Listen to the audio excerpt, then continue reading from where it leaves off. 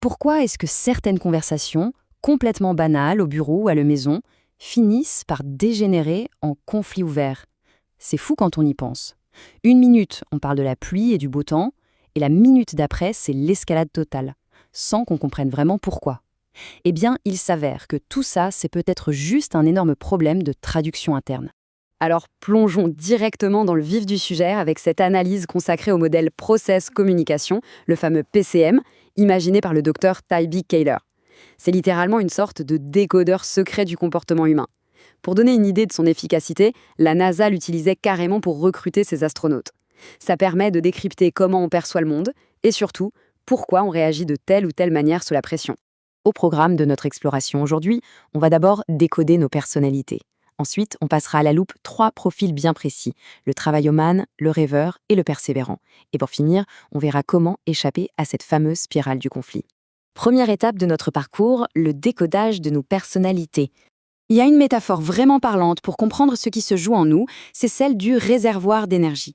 En fait, le modèle explique qu'on a tous des besoins psychologiques fondamentaux. Quand ces besoins sont nourris positivement, on s'épanouit de façon incroyable, exactement comme une plante qui s'étire vers la lumière. Mais, et c'est là que ça devient critique, quand le réservoir est vide, l'esprit humain est tellement assoiffé qu'il est prêt à boire l'eau saumâtre des comportements négatifs juste pour ressentir quelque chose. Ce qui nous amène à la fameuse matrice des positions de vie. Concrètement, une vraie communication saine et constructive, ça n'arrive que dans la zone de coopération, le plus. Mais dès que notre réservoir psychologique se vide, le stress nous pousse inévitablement vers les zones de mécommunication. Et là, c'est la chute. On passe à l'attaque pour dominer l'autre, on se met sur la défensive en se braquant, ou on démissionne tout simplement de l'échange. Passons maintenant à notre premier cas d'étude, le profil travaillomane. À la base, c'est un profil avec des atouts fantastiques. Ultra responsable, incroyablement logique et super organisé. Prenons une tâche du quotidien, comme tailler une haie. Le travaillomane ne va pas faire ça au hasard. Il va mesurer méticuleusement la haie pour qu'elle fasse très exactement 1,50 m. Il vérifie l'état de ses outils, il chronomètre l'opération à, disons, 1h25 et compte même les 13 brouettes de branches évacuées. C'est structuré, c'est factuel, c'est propre. Et pour garder cette belle énergie, son réservoir psychologique a besoin de 2 choses. Qu'on reconnaisse la qualité de son travail et que son temps soit bien structuré. Mais attention, si tous ces beaux efforts passent inaperçus, alerte rouge. Le masque tombe. On manque de reconnaissance positive, le travaillomane va aller chercher de l'attention négative. Il se transforme en attaquant et glisse vers le surcontrôle absolu. C'est une vraie dynamique à la Dr Jekyll et Monsieur Hyde. Sous l'effet du stress, son cerveau se met à tourner en boucle sur une règle impitoyable, soit parfait. Sans compliment externe, sa logique implacable lui murmure que son travail n'était tout simplement pas assez bon. Alors il sombre dans l'obsession du détail. Il cherche la petite bête partout et devient complètement incapable de s'arrêter. On peut même tracer la spirale exacte de son stress. Ça commence par un simple manque de reconnaissance. Hop, ça mène au surdétaillage compulsif. Et enfin, au besoin viscéral de tout contrôler chez les autres. On l'imagine très bien retourner à l'usine tard un samedi soir, juste parce qu'un collègue a soi-disant manqué de rigueur. Au final, il s'épuise tout seul et attaque son entourage pour leur prétendu manque de méthode.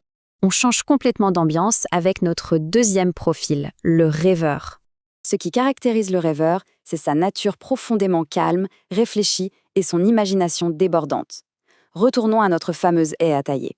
Le rêveur, lui, ne va pas se jeter frénétiquement sur les outils. Pas du tout. Il va d'abord s'imaginer intérieurement les différentes façons de le faire, il va peut-être faire une petite séance de yoga pour se recentrer, et il ne commencera l'action physique que lorsque l'envie sera mûre à l'intérieur.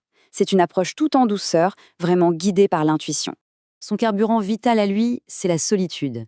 Il lui faut de l'espace, beaucoup d'espace pour laisser vagabonder son esprit. Mais si ce besoin est étouffé, si la pression monte, le mécanisme d'échec s'enclenche.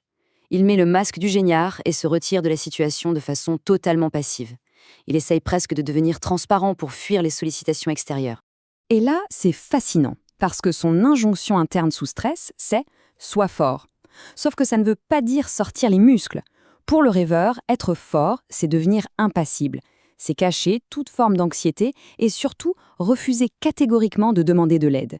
C'est la construction d'un immense mur de silence face à un environnement perçu comme trop intrusif. La descente dans sa spirale de stress est spectaculaire. Sans solitude, le rêveur se sent vite submergé. Il se retire de l'action pour tomber dans le scénario du jamais. Il lance mentalement 1000 projets, mais sans jamais en terminer un seul. Le modèle raconte d'ailleurs l'anecdote dingue d'un manager qui, pendant une vraie alerte à la bombe dans son immeuble, a continué à manger son dessert bien tranquillement à la cantine. Sa justification, les pompiers géraient la situation, ils sentaient qu'il n'avait aucun rôle actif à jouer, donc il n'a pas bougé. Ça prouve à quel point ce mécanisme interne est puissant. Abordons maintenant notre troisième profil de la journée, le persévérant. On a affaire ici à quelqu'un d'incroyablement consciencieux, très observateur et totalement dévoué à ses causes. Si on reprend l'exemple de la haie, le persévérant ne la taille pas juste pour la beauté du geste, ni par simple obligation technique. Non, il la taille par devoir moral. C'est pour montrer le bon exemple aux enfants du quartier et pour honorer strictement la parole donnée aux voisins. Tout passe impérativement par le filtre de ses valeurs. Pour remplir son réservoir, la recette est claire. Il faut reconnaître et respecter ses opinions. Tant qu'on valide ses valeurs, c'est un partenaire fantastique. Mais attention, si on ignore ses convictions profondes, la bascule est brutale.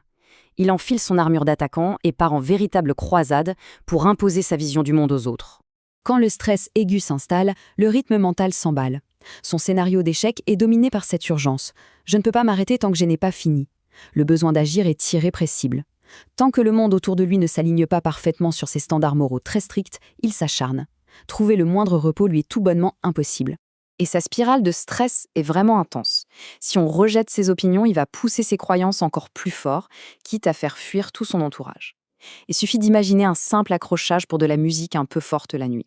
Pour le persévérant, ce n'est pas un banal problème de bruit, ça se transforme en une demi-seconde, en un jugement moral sans appel sur l'éducation des enfants de ce voisin et sur son intégrité en général. Le moindre désaccord devient une vraie bataille de valeurs. Ce qui nous mène à notre dernière étape, et sans doute la plus précieuse, comment échapper à cette spirale ?